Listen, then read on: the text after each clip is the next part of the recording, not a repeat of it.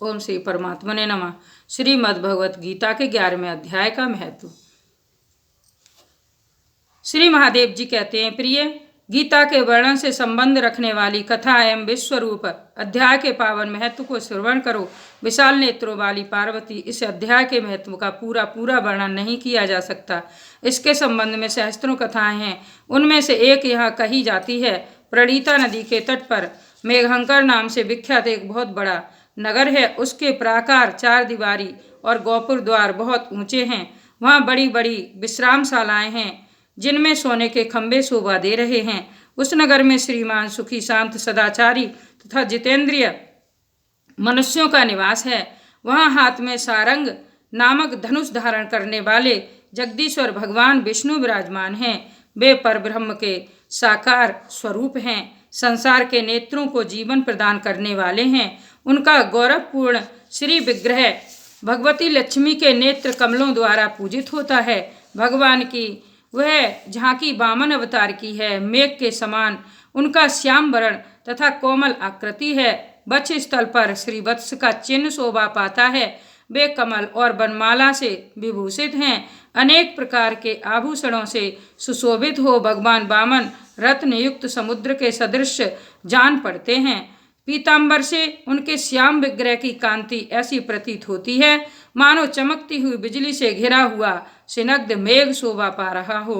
उन भगवान वामन का दर्शन करके जीव जन्म एवं संसार के बंधन से मुक्त हो जाता है। उस नगर में मेखला नामक महान तीर्थ है, जिसमें स्नान करके मनुष्य शाश्वत वैकुंठ धाम को प्राप्त होता है। वहाँ जगत के स्वामी करुणा सागर भगवान नरसिंह का दर्शन करने से मनुष्य 7 जन्मों के किए हुए घोर पाप से छुटकारा पा जाता है। जो मनुष्य मेखला में गणेश जी का दर्शन करता है वह सदा दुस्तर विघ्नों के भी पार हो जाता है। उसी मेघंकर नगर में कोई श्रेष्ठ ब्राह्मण थे जो ब्रह्मचर्य परायण, ममता और अहंकार से रहित, वेद शास्त्रों में प्रवीण, जितेंद्रिय तथा भगवान वासुदेव के शरणागत थे।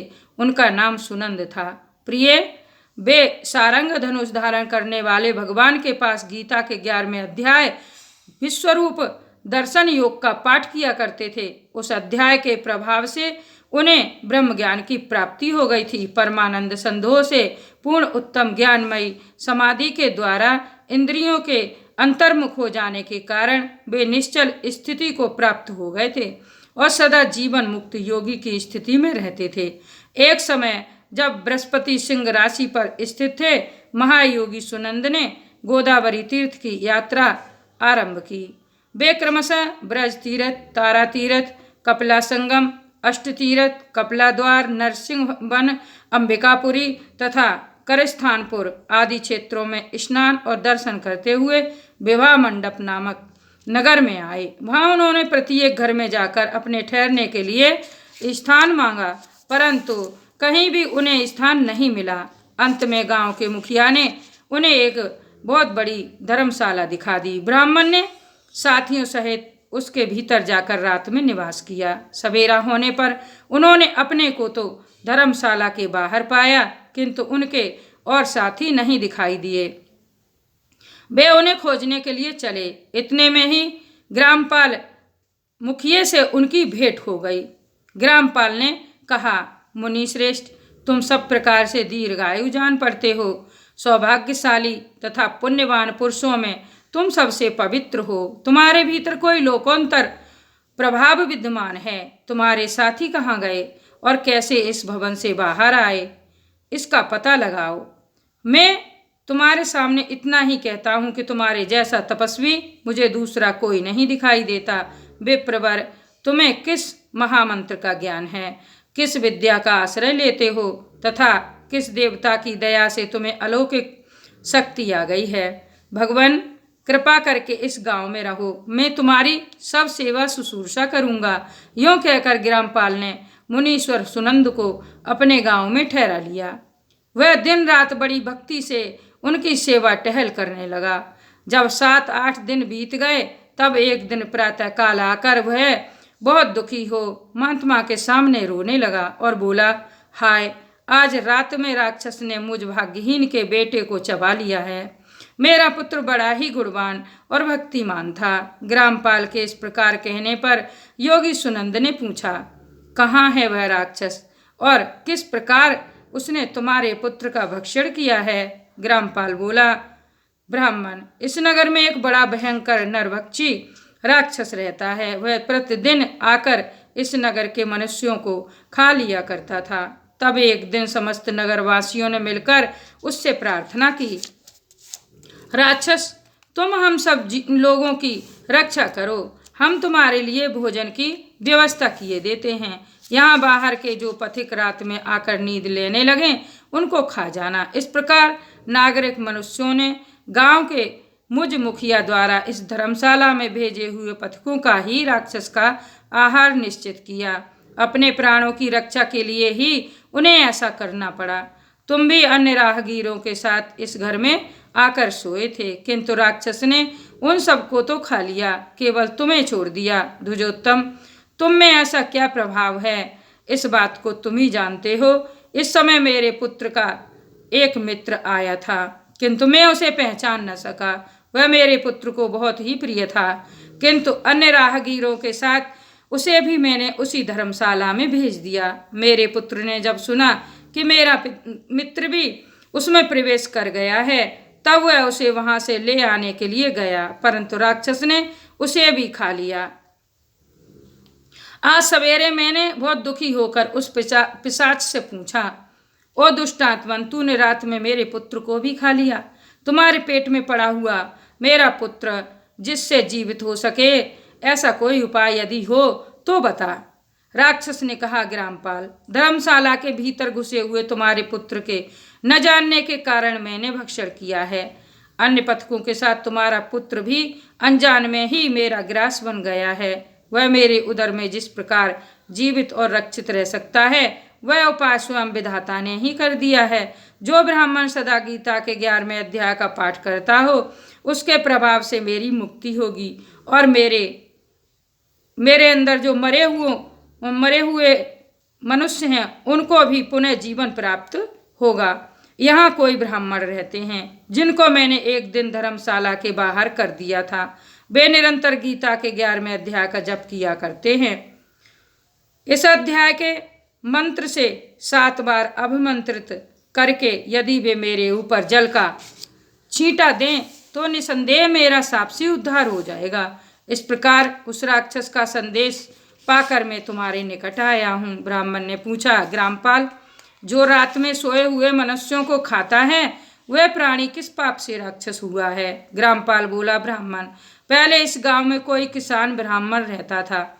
एक दिन वह अगहनी की खेत की क्यारियों की रक्षा करने में लगा था। वहां से थोड़ी ही दूर पर एक बहुत बड़ा गिद्ध किसी राही को मारकर खा रहा था। उसी समय एक तपस्वी कहीं से आ निकले, जो उस राही को बचाने के लिए दूर से ही दया दिखाते आ रहे थे। गिद्ध उस राही को खाकर आकाश में उड़ गया।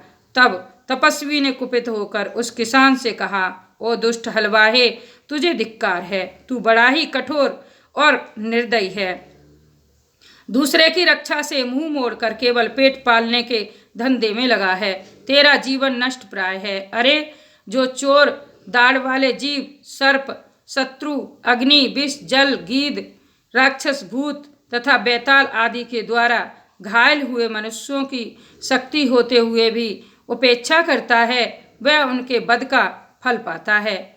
जो शक्तिशाली होकर भी चोर आदि के चुंगल में फंसे हुए ब्राह्मण को छुड़ाने की चेष्टा नहीं करता, वह घोर नरक में पड़ता है और पुनः भेड़िए की योनि में जन्म लेता है। जो वन में मारे जाते हुए तथा गिद्ध और व्याघ्र की दृष्टि में पड़े हुए जीव की रक्षा के लिए छोड़ो छोड़ो की पुकार करता है, वह परम गति को प्राप्त होता है। जो मनुष्य गौओं की रक्षा के लिए व्याघ्र, भील तथा दुष्ट राजाओं के हाथ से मारे जाते हैं, वे भगवान विष्णु के उस परम पद को पाते हैं जो योगियों के लिए भी दुर्लभ है।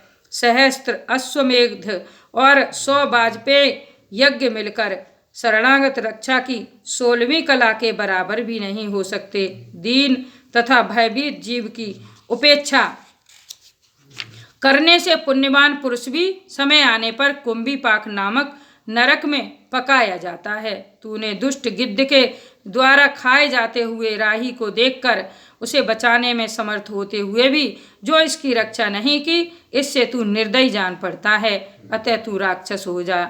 हलवाहा बोला, महात्मन में यहाँ उपस्थित अवश्य था, किंतु मेरे नेत्र बहुत देर से खेत की रक्षा में लगे थे, अतः पास आने पर भी गिद्ध के द्वारा मारे जाते हुए इस मनुष्य को मैं नहीं जान सका, अतः मुझ दीन पर आपको अनुग्रह करना चाहिए। तपस्वी ब्राह्मण ने कहा, जो प्रतिदिन गीता के 11वें अध्याय का जप करता है उस मनुष्य के द्वारा अभिमंत्रित जल जब तुम्हारे मस्तक पर पड़ेगा, उस समय तुम्हें साप से छुटकारा मिल जाएगा।